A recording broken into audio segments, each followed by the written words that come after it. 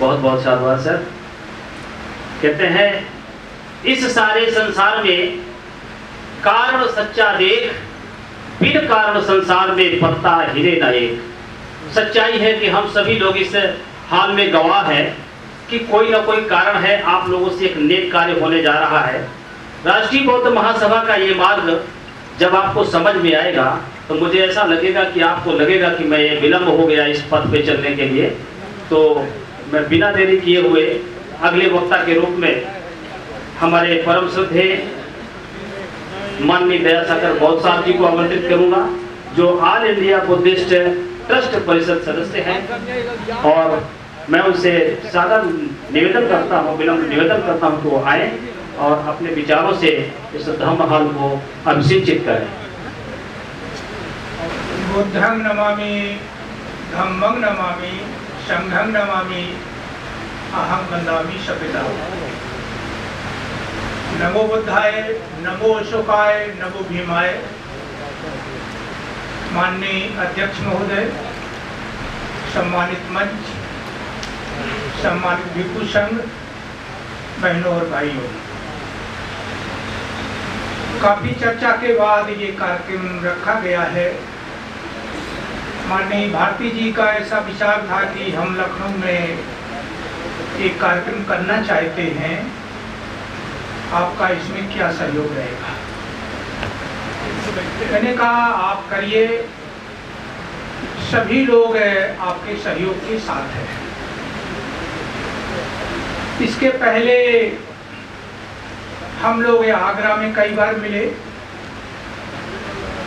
इसके बाद भिलाई में भी मिले और सांची पे भी मिले और इन विषयों पे चर्चा हुई है। विशेष रूप से कई विषय जो आज भी रखे गए हैं, पहले भी थे।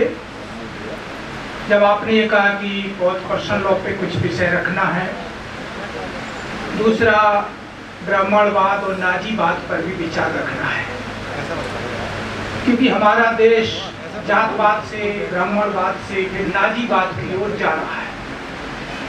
नाजीवाद का मतलब घर से उठा लेना, जबरदस्ती उठा लेना, भैंस खोल लेना जबरदस्ती, लड़की को जबरदस्ती उठा लेना, ये मामले आप देख रहे हो, ये नाजीवाद है।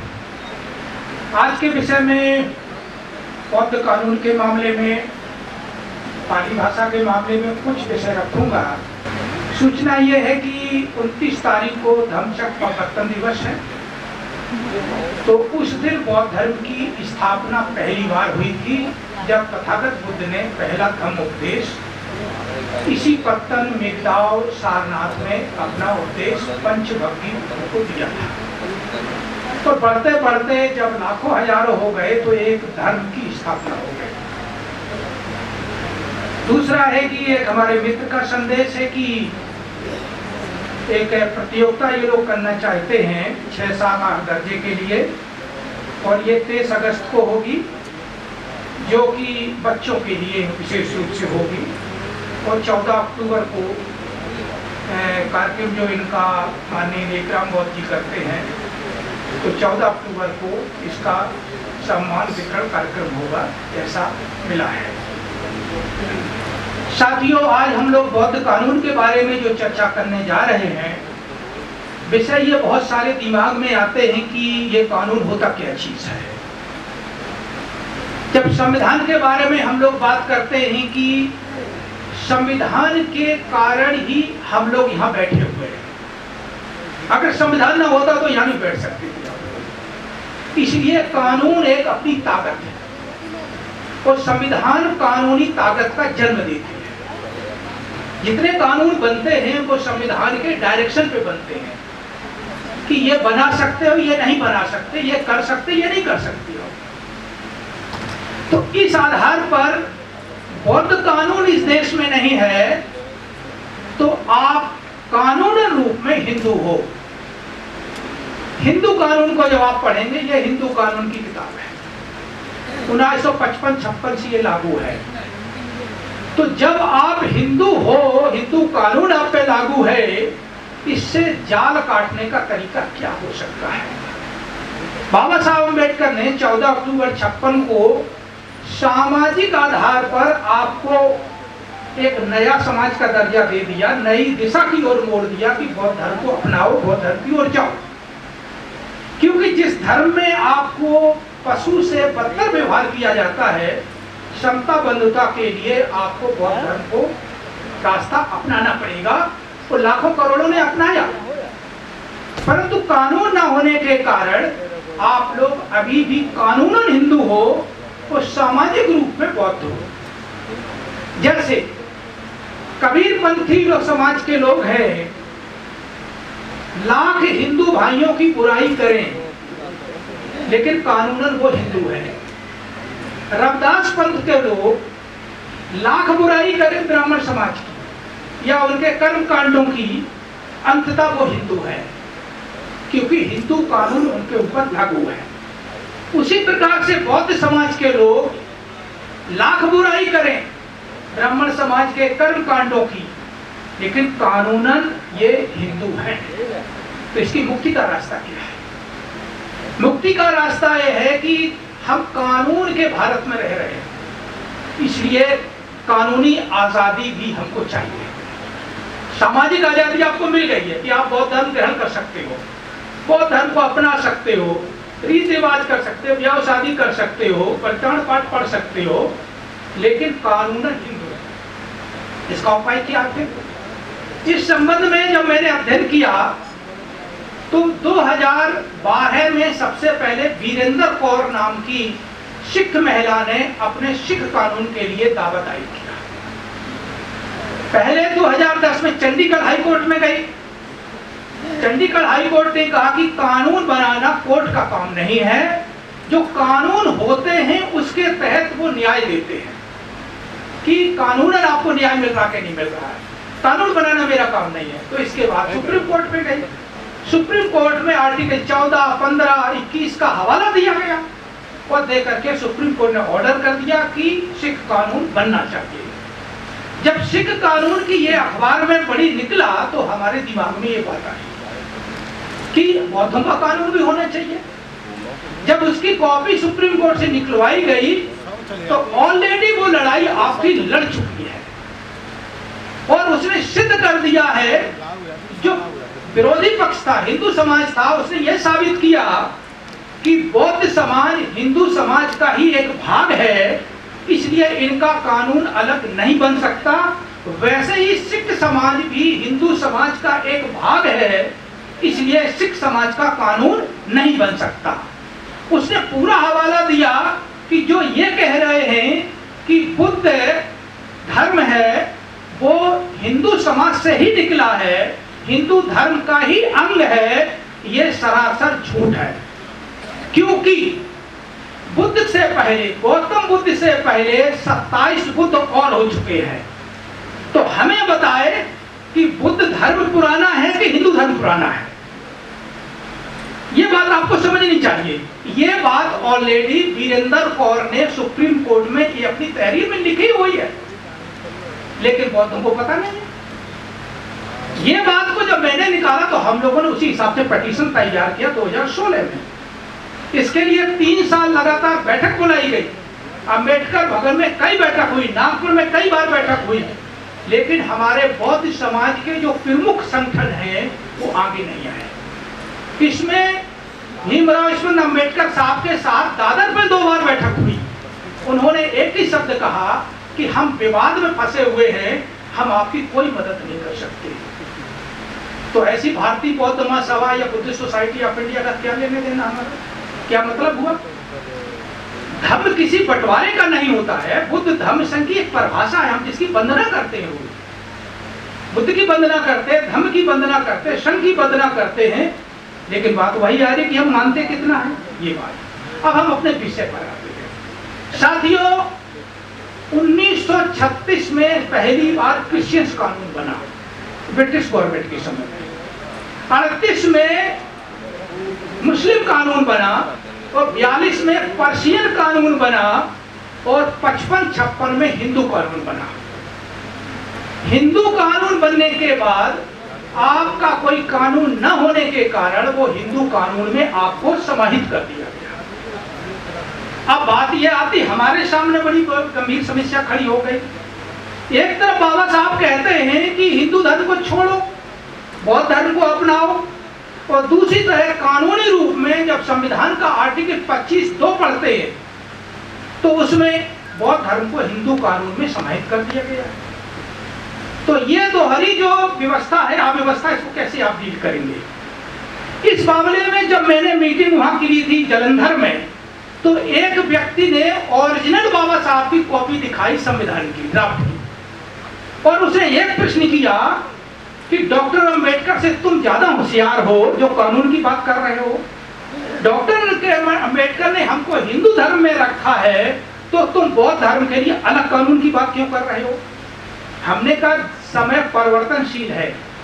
बुद्ध ने कई बार कहा है किसी व्यक्ति की बात ऐसे मत मानो, किसी धर्म पोथी की बात ऐसे मत मानो, किसी कहा बहुत से लोग कह रहे हैं ये भी उनकी भी बात मत मानो, जो ठीक लग रही है, सम्यक लग रही है, मानव कल्याणकारी, वो बात मानो। तो हमने कही बुद्ध से बड़े क्या बाबा साहब थे? फिर अगर संविधान अंतिम है, अगर संविधान इस देश का अंतिम है, तो पार्लियामेंट क्या कर रही थे?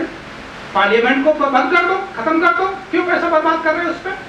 पार्लियामेंट में नए कानून बनाने की व्यवस्था है कि संविधान के दायरे में रह करके मानव कल्याण के नए कानून आप बना सकते हो, ये व्यवस्था है। दूसरी बात, अब इसके लिए हमारे लोगों का एक प्रश्न और आता है कि अगर बौद्धों की संख्या बढ़ जाती है तो कानून बन जाएगा। मैंने कहा भैया संविधान के किस आर्टिकल में लिखा हुआ है ये कि बौद्धों की संख्या 50 लाख हो जाएगी, 1 करोड़ हो जाएगी, 5 करोड़ हो जाएगी तो बौद्ध कानून बन जाएगा। और फिर बौद्ध कानून कौन बनाएगा? बौद्ध बनाएंगे कि सरकार बनाएगी या अंधी सरकार बनाएगी? कौन बनाएगा? अंत में जाकर के ये हुआ कि मैं तो समझता हूं बौद्धों की संख्या बढ़ाओ। हमने कही इस देश में पर्शियन 50,000 है और आज की डेट में 42,000 है, तो उसका कानून क्यों है फिर? जबकि सरकार की सेंसस में, जनगणना में 1911 में बौद्धों की संख्या 84 लाख है, तो उसका कानून क्यों नहीं है फिर? इस बात को कोई सामने विवेक से काम लेने की कोई सामने आने वाला नहीं है।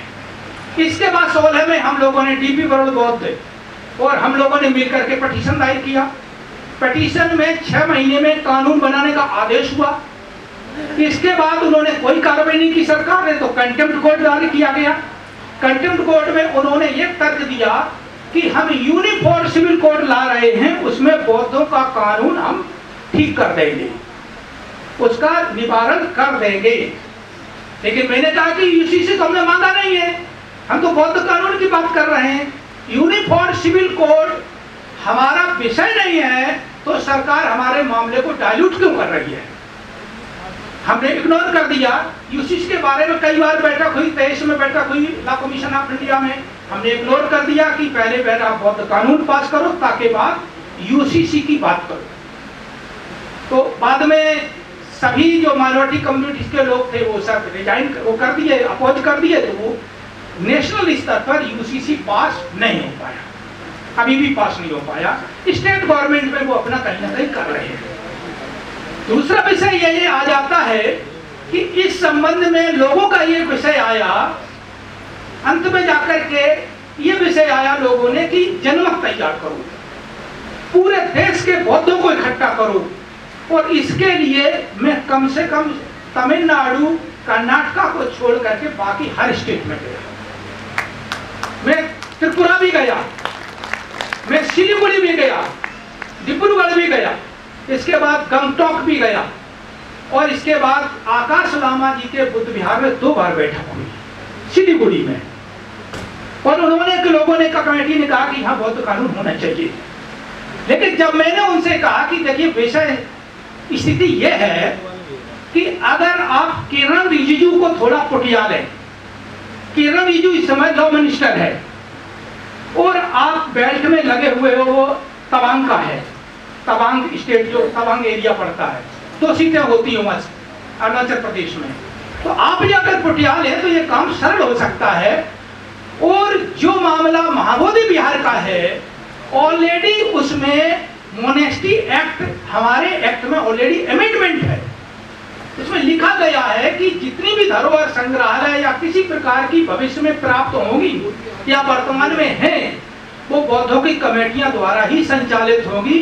अन्य जितने भी कानून हैं वो अपने आप जीरो मान लिए जाएंगे, खत्म हो जाएंगे। लेकिन नहीं, फिर बाद में कि हम आपके साथ हैं कि नहीं, इनको माइनॉरिटी कमीशन की मेंबर को भी, रिंचेलियामो को भी लेके गए वहां, और पूरे नॉर्थ ईस्ट का एक सम्मेलन भी हुआ। बाद में सब मैंने उनसे कहा कि गंगटोक में गया तो गंगटोक में इन्होंने जाने से मना कर दिया कि गंगटोक के मंत्री ने बुलाया है और वहां के लोगों ने मिलकर के ये कहा है कि आप हमको बताओ कि बौद्ध कानून क्या होता है। वहां गए, मंत्री ने कहा कि मैं किरण जी को अच्छी तरह से जानता हूं, मैं जाता आता रहता हूं, आपके विषय को मैं उनके सामने रखूंगा। लेकिन उस आदमी ने, मंत्री ने कोई दोबारा जवाब नहीं दिया।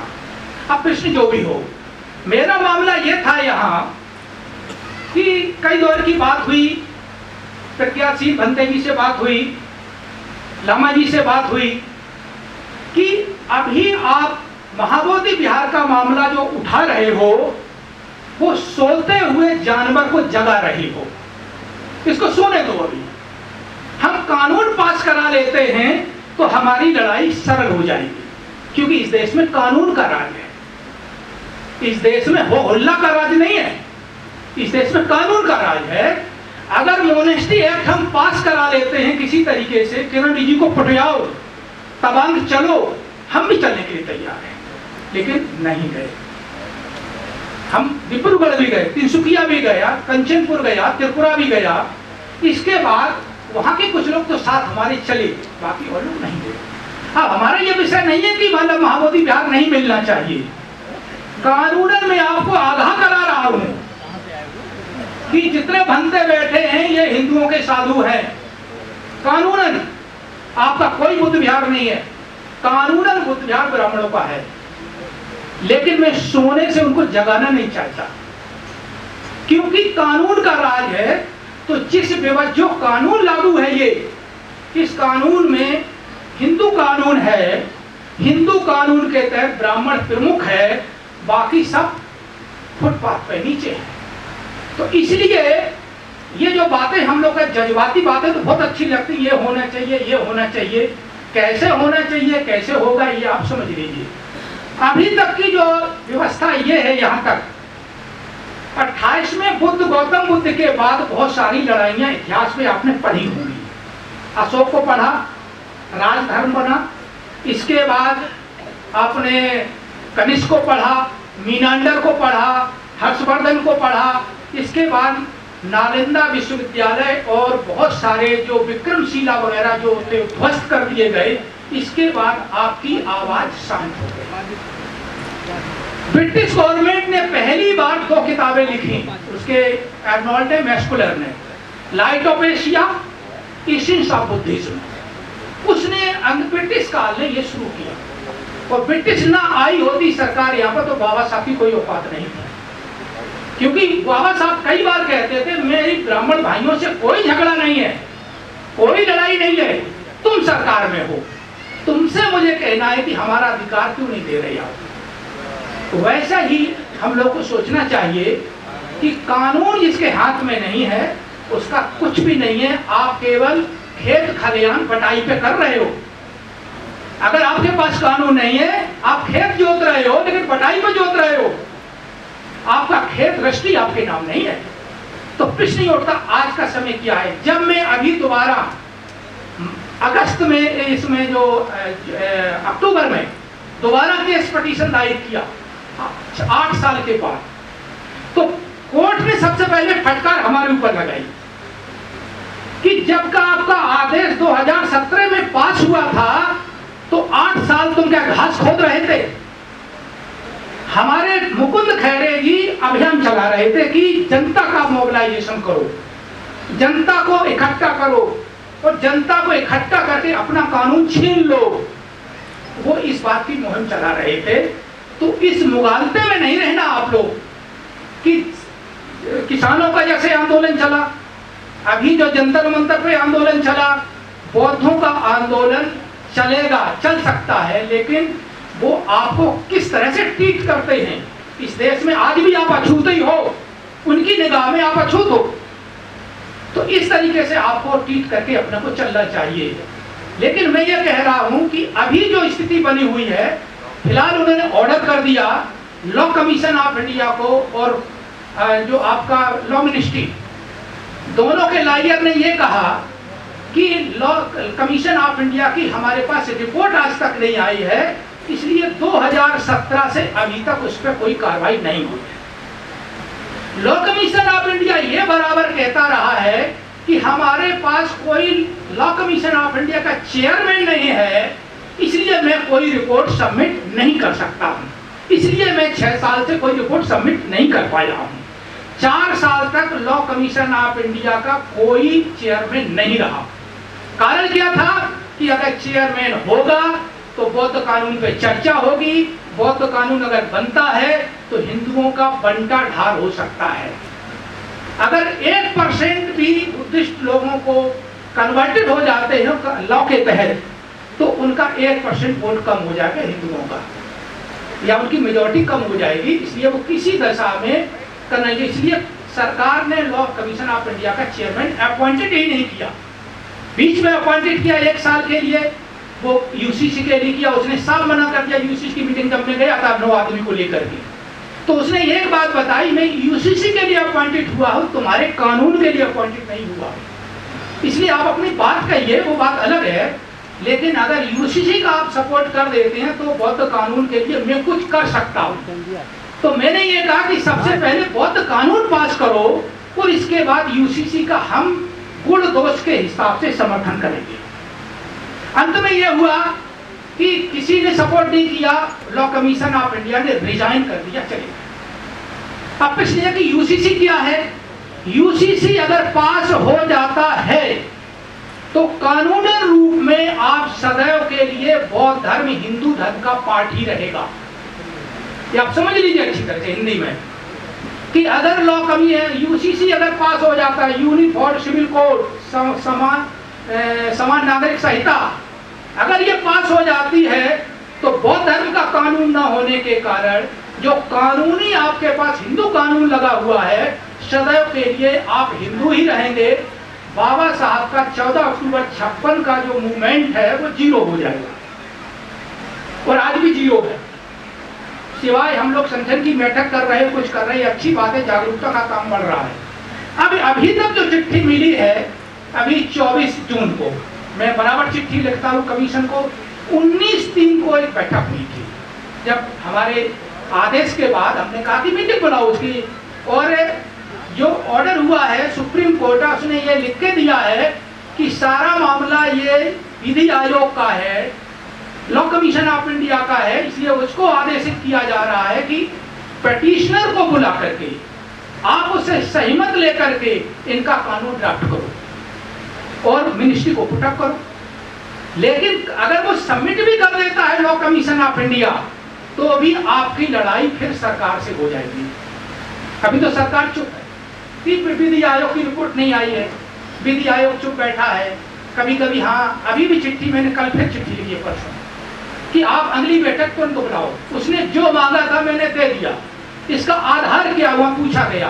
उसने ये भी पूछा कि हम बुद्ध धर्म के बारे में कुछ भी नहीं जानते हैं।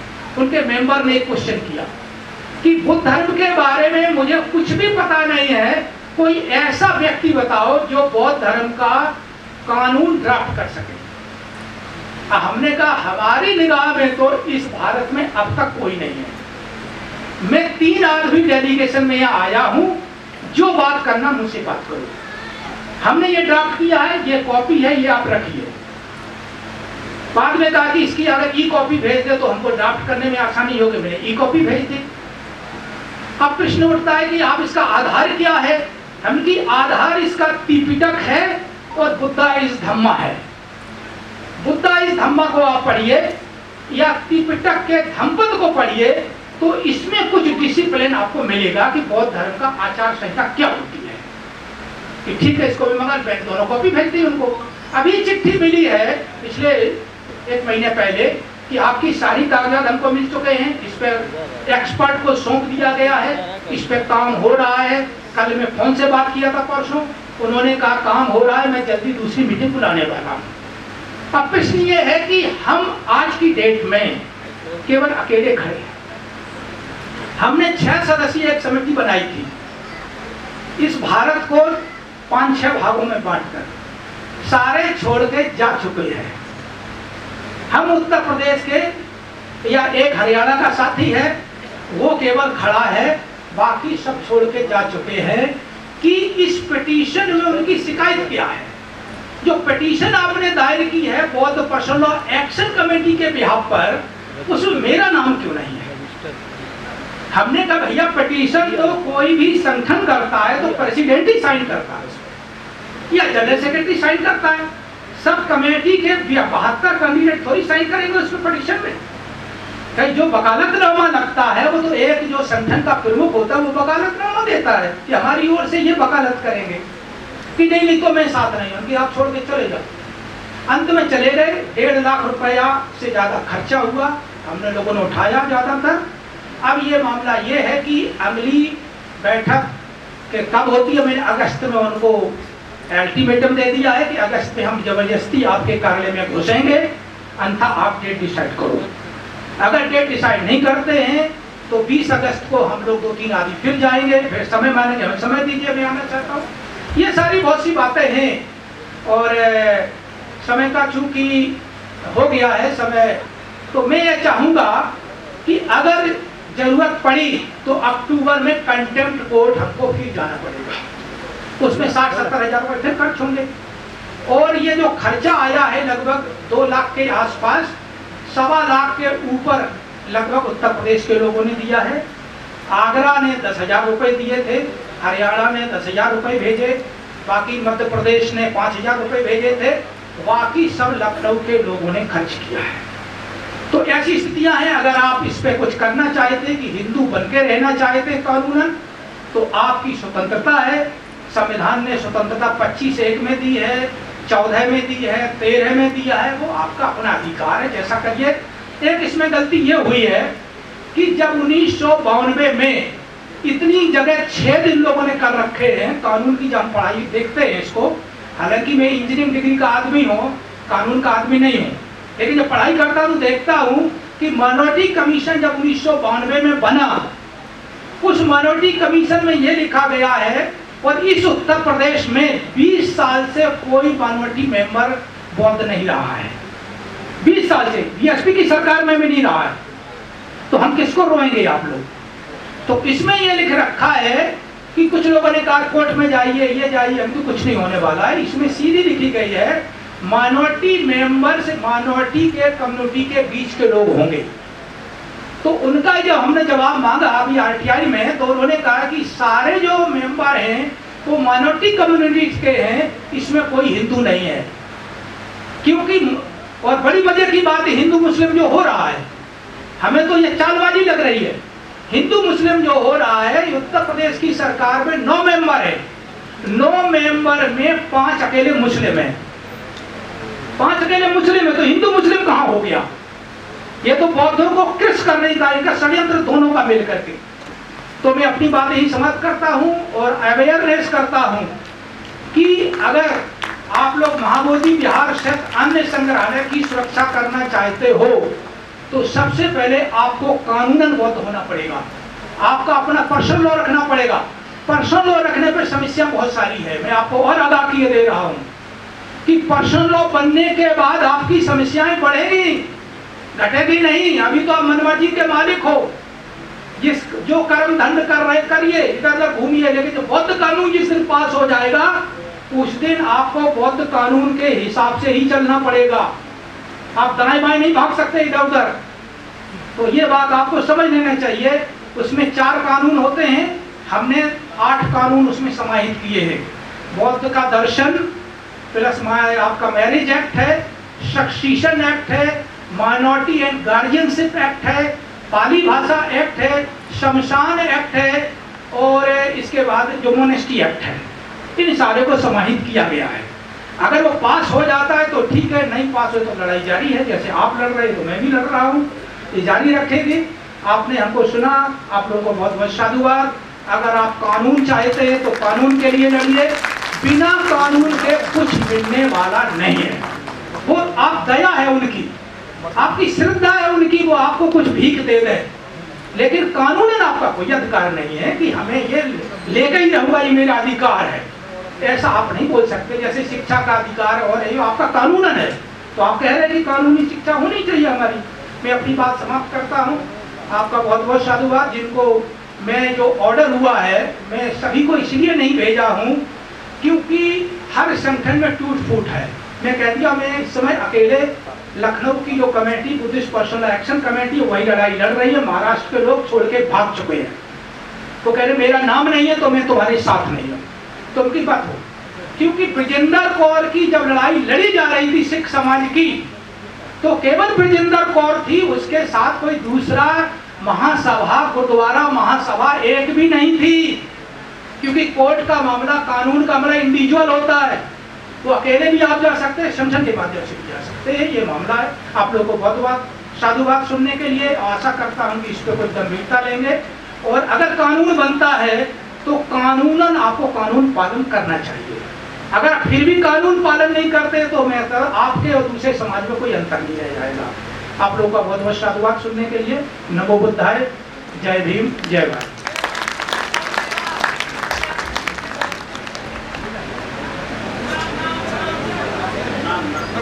मैं दया सागर बौद्ध हूँ और all India Buddhist personal action committee का अध्यक्ष हूँ, और रिटायर्ड आकाशवाणी दूरदर्शन से डिप्टी डायरेक्टर से रिटायर्ड हूँ, और पाली भाषा का मैं एमए पाली नागपुर से किया हुआ हूँ।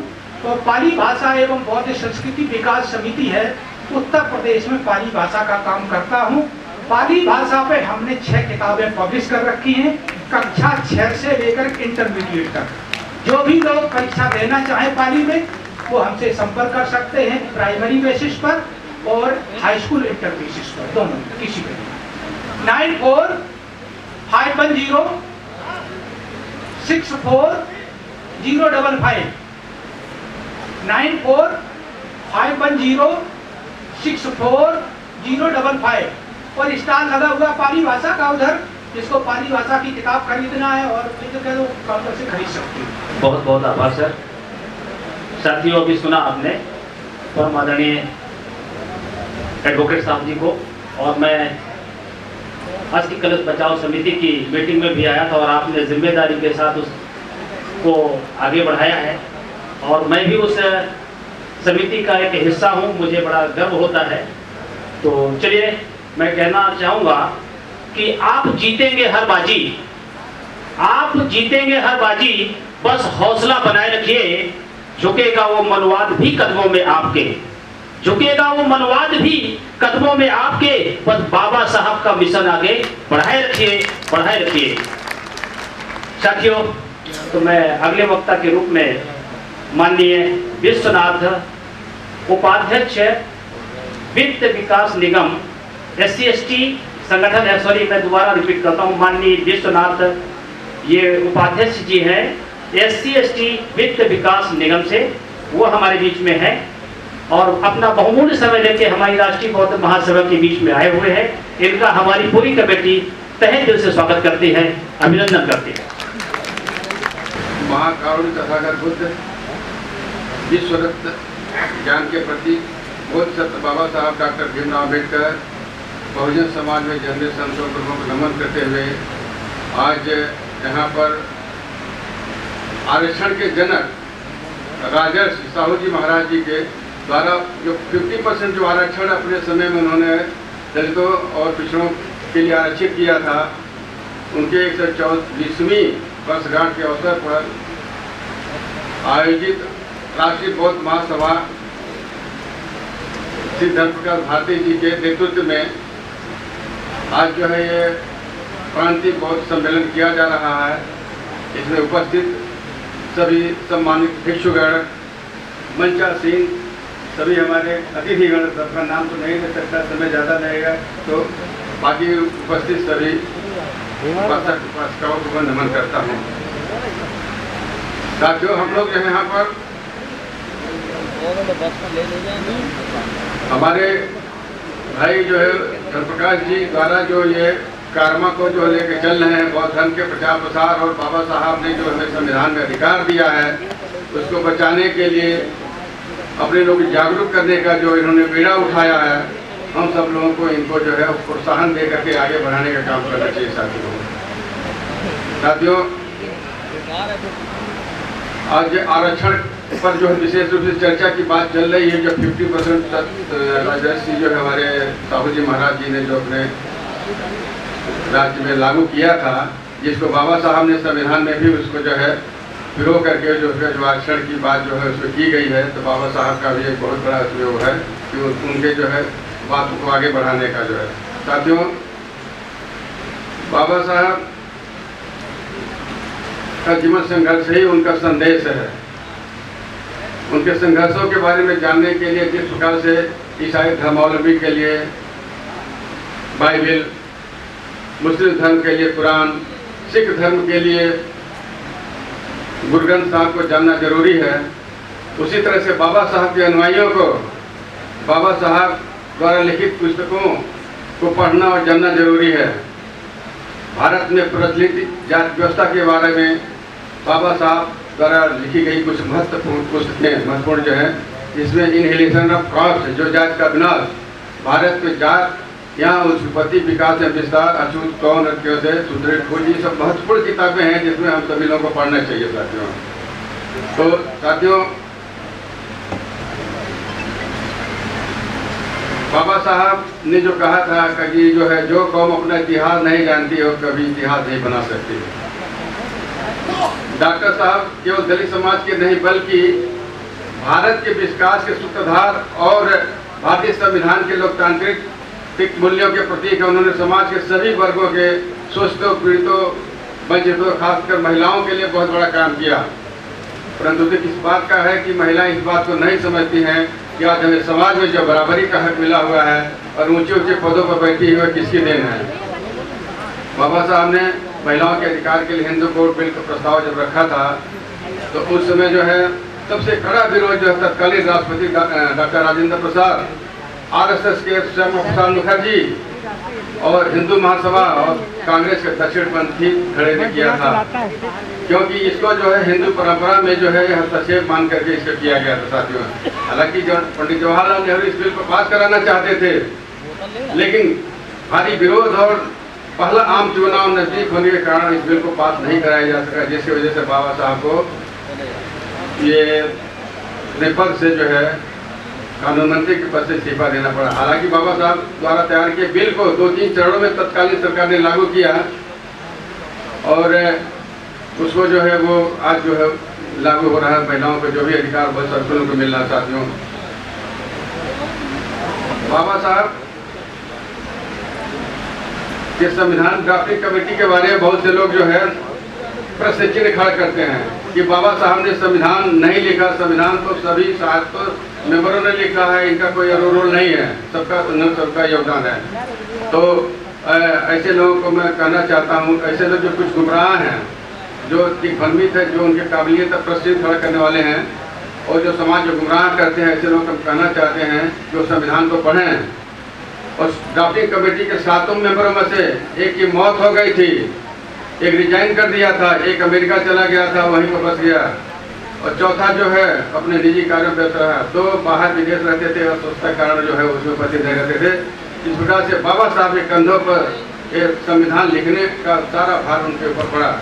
और बीमारी की हालत में बाबा साहब डायबिटीज के पेशेंट थे और रात दिन जो है बीमारी की हालत में राष्ट्र द्वारा सौंपे कई महत्वपूर्ण कार्य को उन्होंने रात दिन करके 18 घंटे काम करके ये दुनिया का सबसे बड़ा संविधान 2 महीने 11 दिन 18 दिन में रच का इतिहास रख दिया। साथियों, और लोग कहते हैं कि बाबा साहब ने जो संविधान अकेले नहीं लिखा था। उस संविधान सभा में बात उस दरमियान उसमें बहस में दौरान में वहाँ के मेंबरों ने खुद कहा था कि इन्होंने ही सब कुछ किया, जो है हम लोगों का जो है कोई विशेष रोल नहीं रहा। उन्होंने खुद एक्सेप्ट किया। वो आप लोग पढ़े जो संविधान सभा में जो बहस हुआ है। जो साथियों, मुझे कहने में कोई गुरेज नहीं कि यदि अंग्रेज नहीं होते तो दलितों को गुलामी की बेड़ियों से नहीं मुक्ति मिलती, क्योंकि बाबा साहब 1930 और 32 के बीच लंदन में 3 बार हुए राउंड टेबल कॉन्फ्रेंस में ब्रिटिश सरकार को अस्पृश्यों के साथ हो रहे जातीय भेदभाव और अमानवीय व्यवहार को समझाने में सफल रहे, जिसके फलस्वरूप तत्कालीन ब्रिटिश प्रधानमंत्री रोमजे मैकडॉनल्ड ने जो है कम्युनल अवार्ड घोषित किया, जिसमें 4 अधिकार दलितों को दिए गए थे, जिससे बहुत से महत्वपूर्ण अधिकार था पृथक निर्वाचन का अधिकार, 2 वोट का अधिकार इसमें होता साथियों। लेकिन गांधी की हठधर्मिता के कारण ये लागू नहीं हो सका।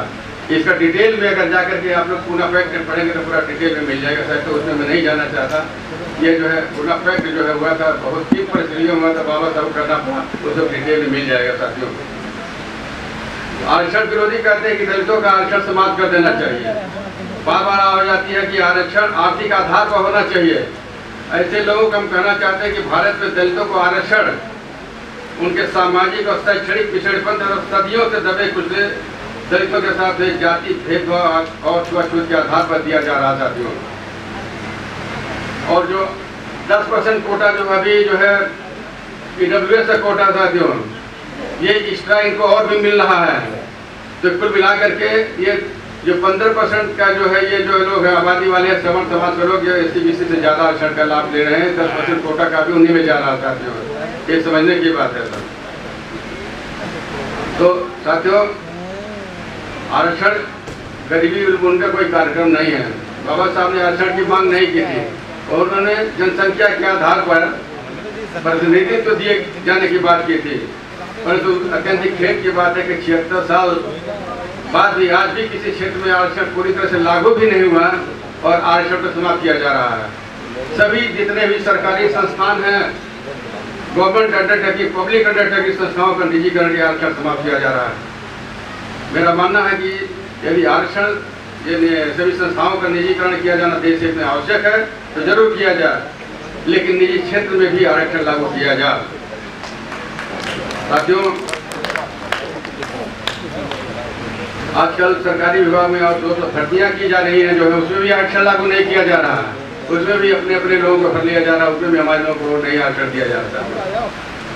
इतना नहीं, मेडिकल इंजीनियरिंग कॉलेज IIM और जो है जितने भी डिग्री यूनिवर्सिटी कॉलेज में जो आरक्षण सीटें हैं, जो है जो इंटरव्यू देने वाले असिस्टेंट प्रोफेसर के पद पर जो इंटरव्यू देने जाते हैं हमारे बच्चे, उनको NFS करके इनको जो है रिजेक्ट कर दिया जाता है। उनको जो है वो ये कह देते कि ये जो है NFS हो गया, नॉट सुटेबल साथियों।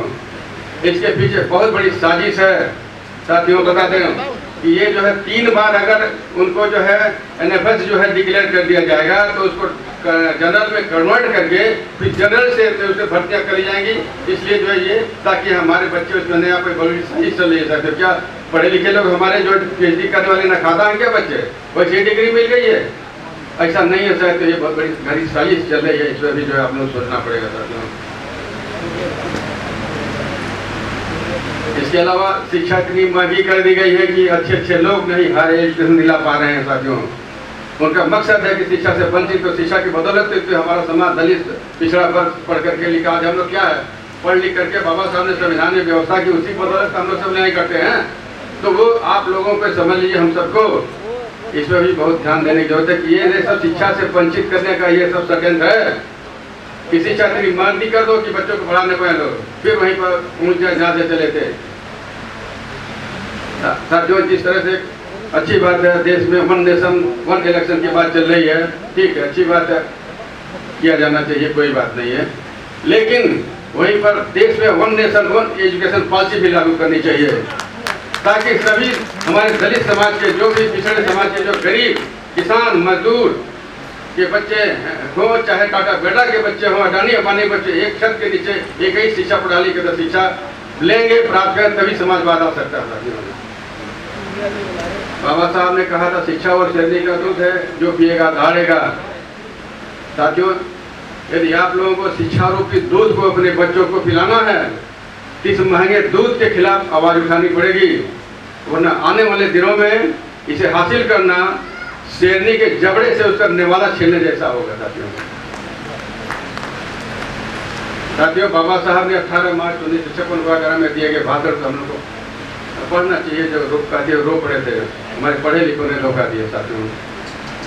हमारे पढ़े लिखे लोग जो है उन्होंने बड़ी उम्मीद की थी पढ़ लिख करके अपने समाज की सेवा करें, लेकिन अपना पेट पालने में उतर गए। कितने लोग पीछे मुड़ कर देखते हैं, हमारे लोग कितने लोग जो है नौकरी पैसे में आ गए, कितने लोग पीछे मुड़ कर देखते हैं हमारा भाई पटदार नाथ मान या समाज कहाँ पर है, हमें क्या करना चाहिए, हमारा क्या था पे बैक की सोसाइटी। इसलिए बाबा साहब ने कहा था समाज के लिए हमारा कुछ बनता है, हमारा हक है, हमारा अधिकार उनको मिलना चाहिए।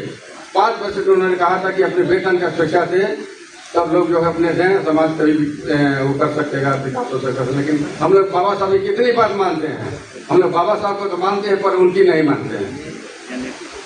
आज वोट बैंक की राजनीति करने के लिए साथियों, देश की चाहे वो राष्ट्रीय स्तर की पार्टी हो या सुनाई दे रहा है ना, चाहे राष्ट्रीय स्तर की पार्टी हो चाहे स्थानीय पार्टियां हो, सभी लोग जो है बाबा साहब की जयंती, परिनिर्वाण दिवस,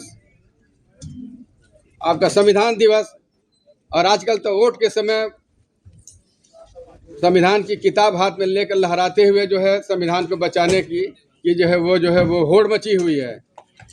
वो ये दिखाना चाहती हैं कि हमारी ही पार्टी दलितों की सबसे बड़ी हितैषी है, लेकिन जब हमारे अधिकारों के हनन की बात होती है तो ये पार्टियां न तो हमारे साथ खड़ी होती हैं न तो उसका विरोध करती हैं, क्योंकि उनको डर है कि यदि हम दलितों का साथ देंगे तो हमारे से सवर्ण नाराज होगा, हमको वोट नहीं देगा। साथियों, सेम स्थिति हमारे सभी पार्टियों में जो हमारे सांसद हैं, विधायक हैं, उनकी भी ऐसी ही स्थिति है साथियों। और भी हमारे अधिकारों की बात जब आती है न तो संसद में उठाते हैं न तो जो विधानसभा में उठाते हैं साथियों, क्योंकि उनको भी डर रहता है कि जब अपने समाज की बात उठाएंगे कि पार्टी नाराज होकर के अगली बार में टिकट न दे तो निकाल न दिया साथियों। ये दुर्भाग्य की बात है। इसीलिए इसकी यहाँ पर इसीलिए प्रशासनिक ताशनी हो जाती है।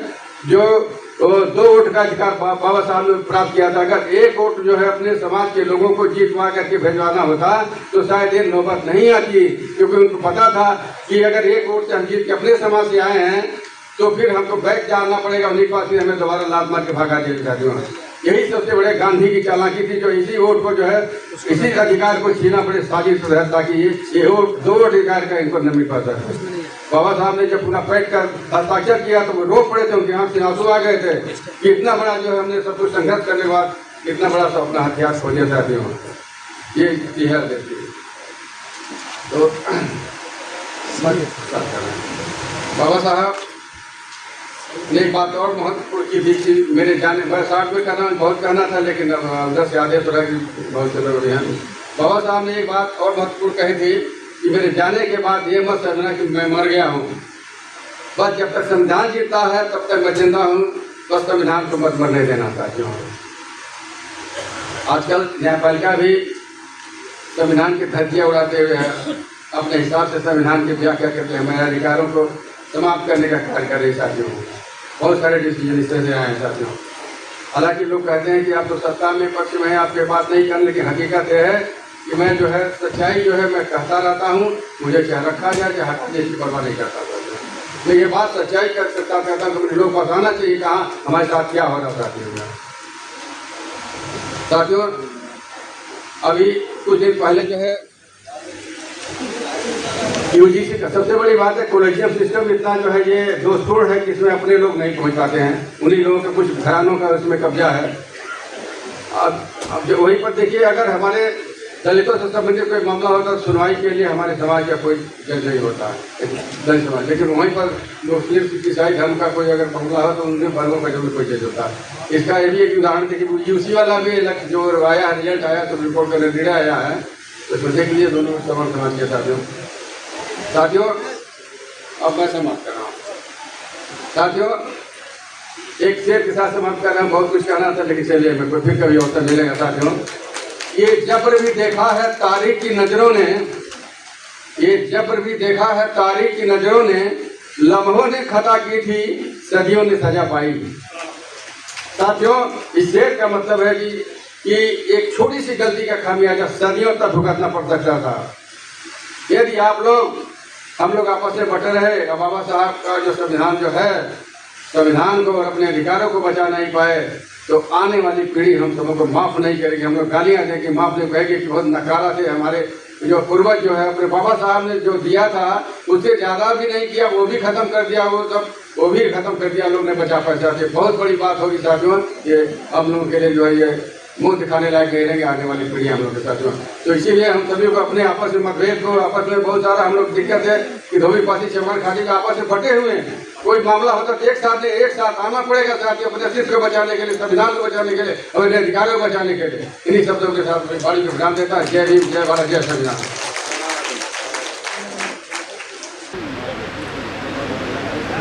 बहुत बहुत धन्यवाद सर। साथियों, हम सभी को बुलाना चाहते हैं। बहुत ऐसे वक्ता हमारे बीच में है, मैं उनसे नम्र निवेदन करता हूं कि यदि मैं उनका नाम यहाँ पे वक्ताओं में नहीं शामिल कर पा रहा हूँ, ये हम सब लोगों की मजबूरी है। नेक्स्ट टाइम वादा करता हूँ कि पहले से वो हमें उनके नाम प्राप्त होंगे, पहले उनको बुलाऊंगा। और एक बहुत ही साथी है, उन्होंने 1 मिनट का समय लिया है, तो मैं मंच से अनुरोध करता हूं कि स्पेशली मैं उनके लिए समय मांग रहा हूं। बहुत प्रयास कर रहे थे वो। तो परम आदरणीय इंजीनियर अशोक कुमार जो सिंचाई विभाग से है, इन्होंने 1 मिनट का समय मांगा है, वो इनको 1 मिनट का समय देते हैं। बहुत बहुत धन्यवाद संचालक महोदय।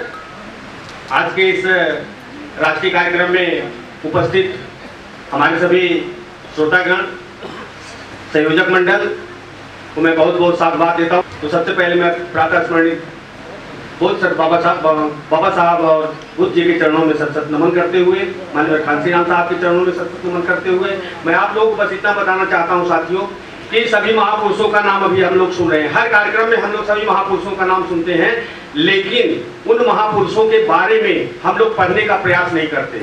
हम लोग जिस दिन पढ़ने का प्रयास कर लेंगे, उनको जानने का प्रयास कर लेंगे, उन लोगों ने किन किन विषम परिस्थितियों में ला कर खड़ा करके अपने आप को यहाँ तक हम लोगों को पहुँचाया है, उस विषम परिस्थिति में अगर हम लोग होते तो शायद है कीड़े मकोड़ों की तरह मर गए होते। आज बाबा साहब और हमारे सारे महापुरुषों ने इस स्थिति में अपने को कुर्बान करके, अपने परिवार को कुर्बान करके यहाँ तक ले आया कि आज हम लोग ऐसे ऐसे हालों में, ऐसे वीआईपी कुर्सियों पे बैठ करके इस कार्यक्रम को कर रहे हैं साथियों।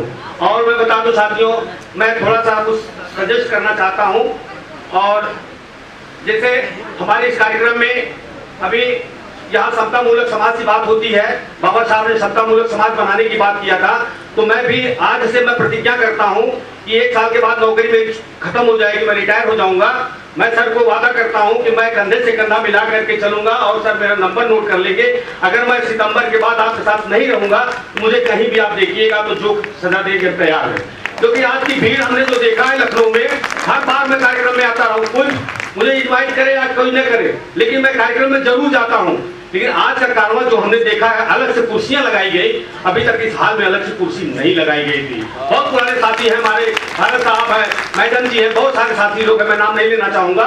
तो इस तरह के कार्यक्रम के लिए मैं बहुत बहुत साधुवाद देता हूं। और एक निवेदन और करना चाहूंगा सर, अभी तो हूं नहीं लेकिन बता देना चाहता हूं कि किसी भी चेयर पर वीआईपी नहीं लिखा होना चाहिए सर। आज से मेरा ये निवेदन है, क्योंकि हम समता मूलक समाज की स्थापना के लिए आए हुए हैं। हमारा छोटा से छोटा कार्यकर्ता वो वीआईपी है, वो अपने आप को वीआईपी समझे, मैं उसको वीआईपी कहूंगा। लेकिन चेयरों पे कभी भी इस तरह के वो जो लगे हुए हैं, कार्ड लगे हुए हैं कि वीआईपी चेयर है, ये जनरल चेयर है और ये सब, क्योंकि मैं 2012 में मायावती जी के कार्यक्रम में मैं समीक्षा बैठक में गया था।